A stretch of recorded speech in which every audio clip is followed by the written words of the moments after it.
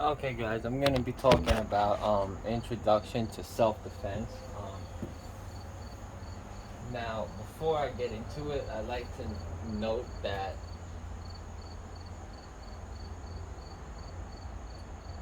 what happened one day, I was looking at Burger King at the menu, and there were these two guys. They kept beeping at me, and they kept giving me the finger and stuff. So, first thing you do is you should always stay in the car. Don't initiate it. Like if someone says, "Oh, you took my parking spot, that's mine," let them have it. I don't care if you have a stainless steel whip, whatever, let them have it. Who cares? But these guys, they kept beeping, so they just went around like normal. I stepped out of the car, mistake number one. Because if something would have happened, they would have said, "How come you didn't just back up and leave?" And it's narrow where his boy was looking for something in the car, and he was sitting down here, and I have this guy toward me, and I'm in the back behind my car, and I just realized something. If he spears me, I have no way to put my elbow on top of him and shift back and sprawl. I just realized that, and then I would have had to drop my weight or do something or move out of the way. But he seemed like a brawler because he went like this, fake, and after he's like, "I will fight you if you want to." He wanted like a one-on-one brawl, and I could tell he was a brawler. You could just tell. No nut kicking shit, just straight on, like you win, you get knocked out, submission, whatever.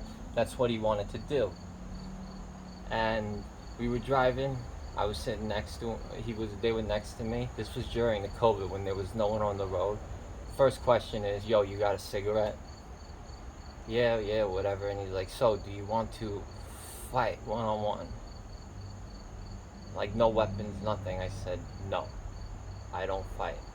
Self-defense means going home to your family safe. Whether you have to do dirty moves, stick fingers in eyes, bite off faces, rip triceps. Key is the elbow.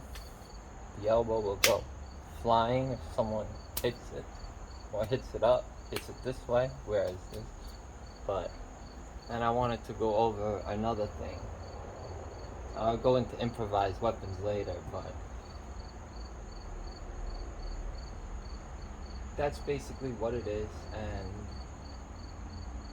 I want to go over that the knife is the most edge retention weapon, and if you get cut here, aorta dead, dead, even with medical personnel right there, getting the spleen dead. Sliced here, blood comes out, you better get to the hospital. Sliced here. Gun, the laws are so strict that 50 Cent, he probably lived because the bullet held the blood in. I know it burns, but there's been more knife death versus guns. Therefore, knives are not. Knives are the most deadliest weapon in the street right now. A knife. And a knife is only supposed to be used for an ergonomical grip, two, for a job, for either opening up boxes or for the other percentage that collects, and the 1% that use the cardboard, sheetrock, and they buy expensive ones where you can get the warranty. That's what a knife is made for. If a cop asks you what's a manual folder knife doing in there, you just say, "I work as this. I cut boxes. We have to cut a lot of soap and stuff like that in those milk carton boxes. And those little stupid razor blades that have no grip on it, that cut me and then they break easy, those things don't work." Say if you had those dagger things, you could say, "That's my when I practice martial arts. This is a non-lethal stainless steel whip, and this is my everyday carry that I use at work, officer." That's all you have to say when they say, "Do you have any weapons in your car?" And then if you have a small bat, you could say your friend left it for a tire dumper or whatever. But, and what the hell is used in satanic rituals? Do they use guns in satanic rituals? No. Do witches pop balls with guns? No. What do they use? Knives, pins, sharp. Got it? It's known as it's just, I will never, I'm only doing defense against it. I would never use it as a weapon at all, because it's too sensitive, even more than a gun, you know what I'm saying?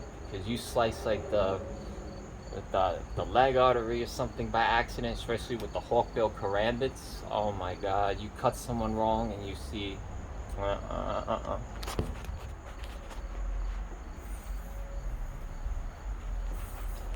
Oh yeah, I forgot to say too.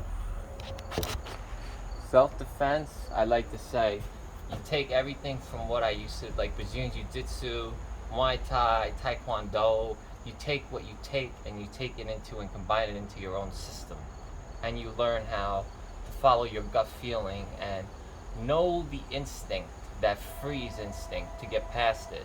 I've gotten past it where the door would open and I'd freeze for a second when the wind blew it open. Now the door goes open one time and I just went bam, just out of reflex. I hear a noise, I'll be like boom. Reflexes are very good, like you sense it, there's a story. It's like the fight didn't happen by just someone just randomly slugging someone. There was an argument somewhere where you could have deterred it or something. Because there are times, believe me, if someone has a knife on your throat against here, you can't move, bro. You're gonna get cut. You say, what are you gonna do? Start talking, bro. You got 2 knives here and 5 people in front of you. I mean, what are you gonna do? Talk. Always talk. Talk. Talk. And once again, you see that person go, don't freeze, go with your instinct. That's called preemptive. And another thing, coworker stands like this. Okay? With his vape pen. That's a perfect stance. I used to stand like this, foot back, you know, just in case, because you're halfway there. If someone was behind me, be able to, you know, whatever. Or whatever, you know, and just in case someone throws a punch, up, whatever. B swings, what are you gonna do? Slip it like a boxer? The way it is, they swing like this, you curve your elbow like a windshield. They swing like a wild windshield. So this right goes to the left, so it'll hit here, here, and then from there you're striking too, using your elbows, parrying this way. It's not like boxing where you parry like this, like you're parrying, like smacking. And I'll get to the movement later. Smacking, you know, smacking it out, and you're stepping in, elbowing, step. So let the person hit. Instead, while he's swinging, instead of blocking, let's go forward in, headbutt, kick to the knees, you know, kick to the legs. Grab the polo shirt. Make sure you grab, do not ever grab with your thumb inside like this, because you will hurt your thumb. You grab it like that without it, and you make the pistol grip. And from there, you grab the collar, or you grab polo. You could choke that person out, and you could throw them about 50 feet into there, because you have control, because polo will not rip. That's why I was talking about clothing before. But like I said, out, blocking, shifting elbows, hitting at the same time, you know? That's what I mean. Keep your hands up when you're talking to someone. Like this is fine enough. Exactly like this.